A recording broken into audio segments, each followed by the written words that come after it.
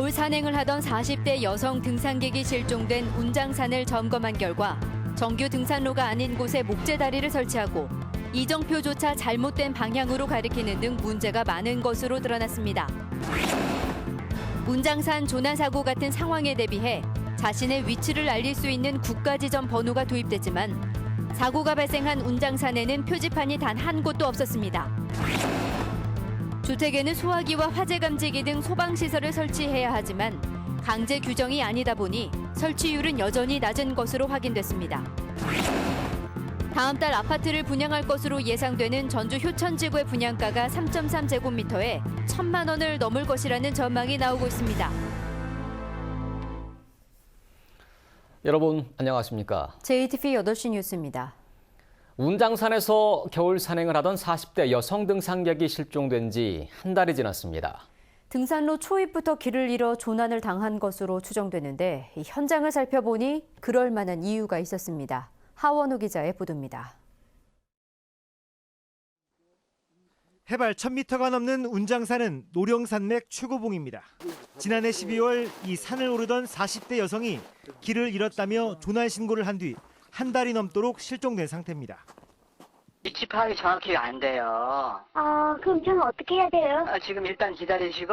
아니, 대나무 숲길이 너무 오고져 있어갖고.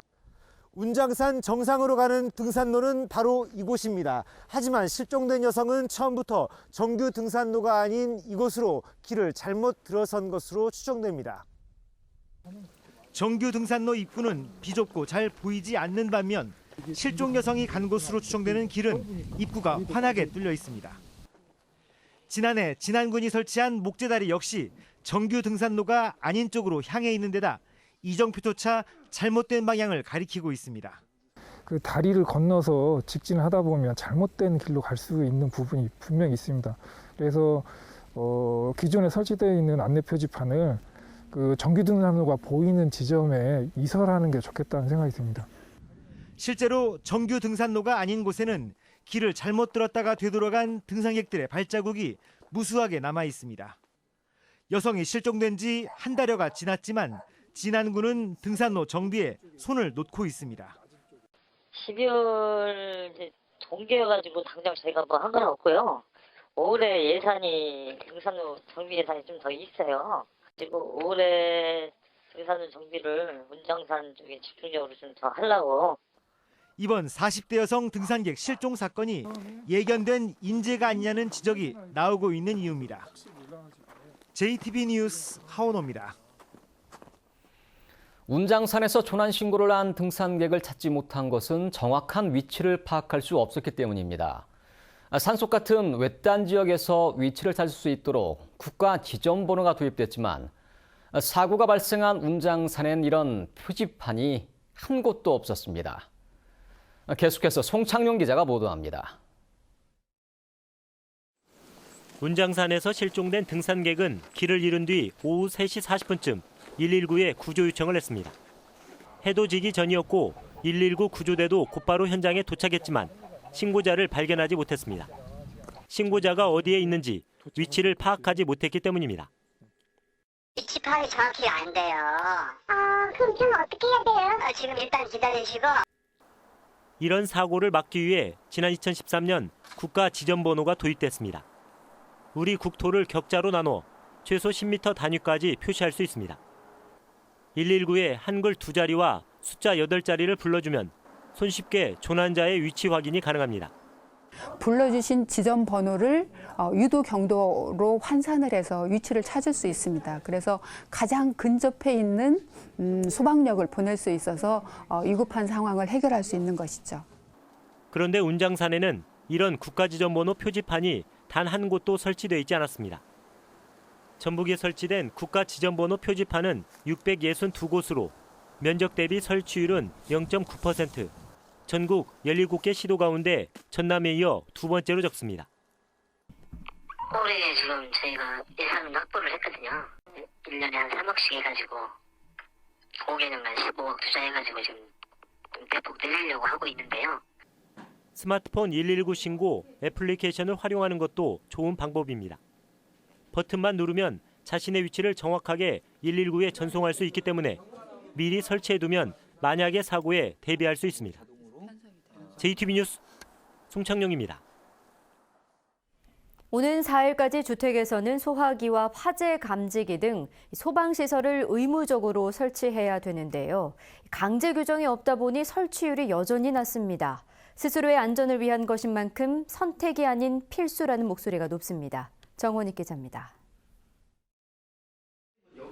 주택과 붙은 건강원을 운영하는 박혜숙 씨는 지난해 11월 예기치 않은 불로 큰 피해를 볼 뻔했습니다. 다행히 평소 준비해둔 소화기와 주변의 도움으로 초기에 불을 끄면서 화를 면했습니다. 소화기가 없었다면 저희 가게뿐만 아니라 옆집에 인근 피해도 있었을 것 같고 더군다나 가스로 사용했기 때문에 폭발할 수도 있어서 이처럼 지난해 전북에서 소화기와 화재 경보기 같은 소방시설을 설치해둔 덕에 화재를 초기에 진화한 경우는 모두 25차례에 이릅니다. 그만큼 화재 위험이 큰 주택에서 소방시설이 중요하다는 뜻입니다. 이 때문에 소방시설법은 오는 4일까지 기존 주택에 소방시설을 의무적으로 설치하도록 규정하고 있습니다. 하지만 아직까지 전북의 소방시설 설치율은 37%에 머물고 있습니다. 전국 평균 20%보다는 높지만 강제 규정이 없기 때문입니다. 각 소방서마다 소화기 및 감지기를 구입할 수 있는 경로를 안내해드리고 있고, 그리고 소화기나 감지기를 사용해서 대피와 초기 진화를 성공한 경우에는 보상도 해드리고 있습니다. 지난해 화재로 인한 사망자는 17명. 이 가운데 주거시설에서만 12명이 숨진 만큼 소방시설은 선택이 아닌 필수라는 목소리가 높습니다. JTB 뉴스 정원익입니다. 야생 조류에서 잇따라 고병원성 AI가 검출돼 방역에 비상이 걸렸습니다. 농림축산식품부는 지난달 24일 정읍시 신태인읍에서 채취한 야생조류 분변에서 고병원성 AI 바이러스가 검출됐고, 지난달 27일 전주천에서 발견된 외가리 폐사체에서도 고병원성 AI가 나왔다고 밝혔습니다. 농림축산식품부는 추가 확산을 막기 위해 반경 10km 이내에 닳은 7일, 우리는 14일 동안 이동을 제한했습니다. 그러나 농장 가금류가 아닌 야생 조류라 주변의 가금류를 살처분하진 않습니다. 전북지방경찰청은 익산의 한 환경업체가 지정 폐기물을 이용해 폐석산을 불법 복구하는 과정에서 편의를 봐준 혐의로 익산시 공무원 57살 옥모 씨 등 관련 공무원 4명을 불구속 입건했습니다. 경찰은 이들이 1년 6개월인 환경업체의 폐석산 복구 계획 기간을 13년으로 연장해주고 폐기물과 흙으로 혼합해 복구할 수 있도록 설계를 변경해주는 등 업체가 막대한 이익을 챙길 수 있도록 특혜를 제공했다고 밝혔습니다. 이들은 또 지난 2014년 환경업체가 복구하는 폐석산 침출수에서 비소 등 맹독성 발암물질이 검출됐지만 이를 묵인한 혐의도 받고 있습니다. 전주 효천지구에서 다음 달쯤 신규 아파트 분양을 앞두고 있습니다.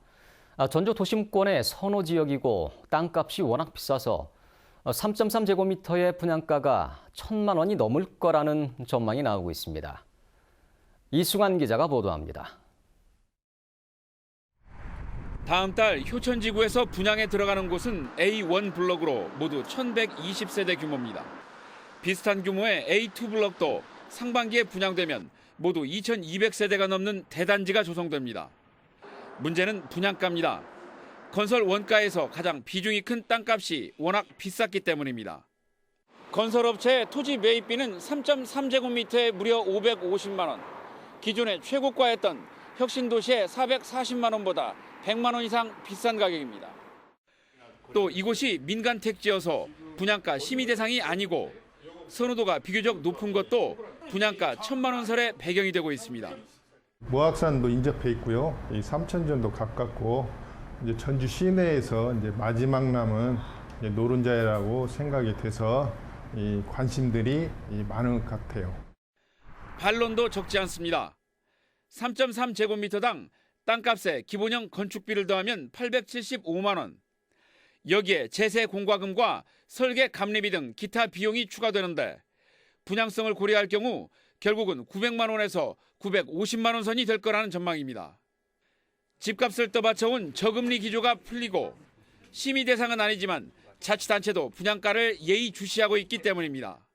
지나치게 고분양가가 될 경우에 전체 전주시 아파트 시장이 출렁거리기 때문에 사업주체 측에 행정력을 총동원해가지고 적정한 분양가가 될 수 있도록. 올해 전주권에 공급될 아파트만 줄잡아 8,000세대. 1,000만 원대까지 언급되는 효천지구의 성패가 전주는 물론 도내 주택시장의 변곡점이 될 것으로 보입니다. JTB 뉴스 이승원입니다.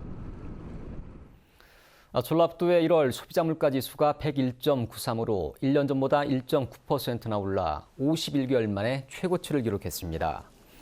또한 서민들의 체감 물가에 밀접한 생활물가지수도 지난해 1월보다 2.3%나 올랐습니다.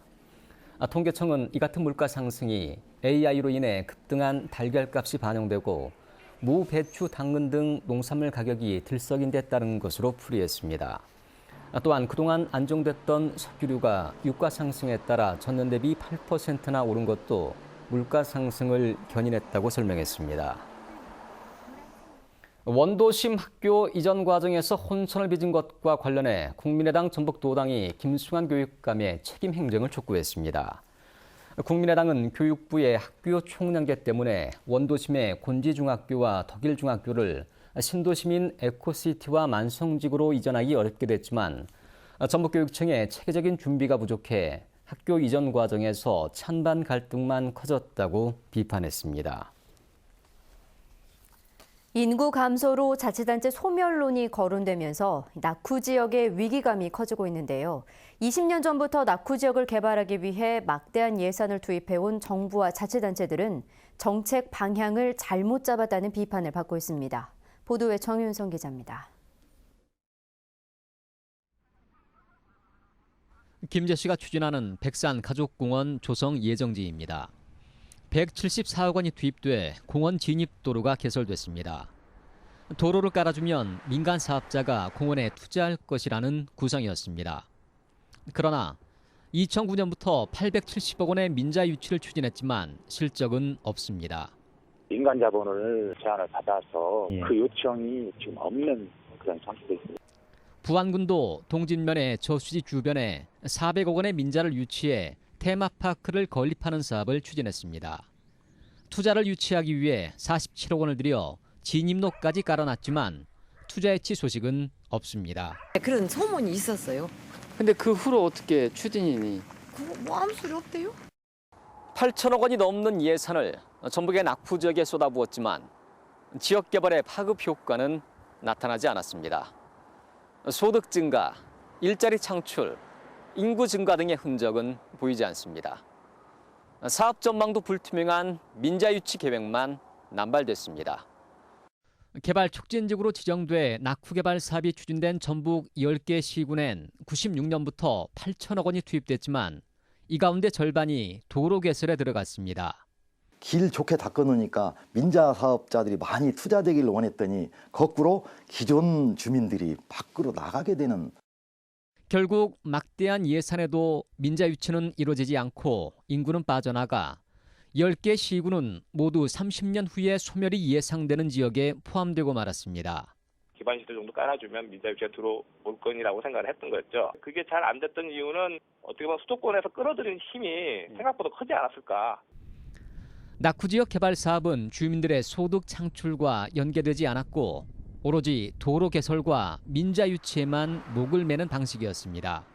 이번 주 시사기획판에서는 90년대 중반부터 추진된 정부 낙후 개발 사업의 문제점을 진단했습니다.